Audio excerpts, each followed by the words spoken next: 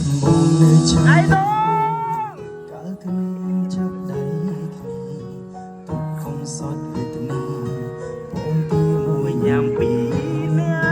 ស្បត់ថាមិនចោលគ្នាមិនអោយម្នាក់ណាបែកបាក់ឆ្លងផុតឧបសគ្គអូនក៏ប្រែអូនតាមផ្លូវគិតភ្នែកបងម្ដងមានគេលាក់បងស្នេហ៍ស្នងបងនឹងតអូនជួបគេមកថ្ងៃខ្លួនគេជួបកាយបងអូន ไอ้น้อ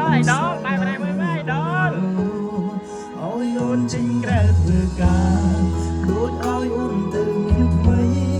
ដឹងទេបងឈឺណាស់ថ្លៃនៅខត់អូនមិនបានបើដឹងថាមានថ្លៃមិនបាច់ខំមកមិនបានទុំបីឈឺក្ររហើមរត់សម្រាប់កុំអោយអូនក្បត់អោយអូនចេញក្រៅធ្វើការដូចអោយអូនទៅមានថ្មីទូបងយំស្លាប់មកថ្លៃ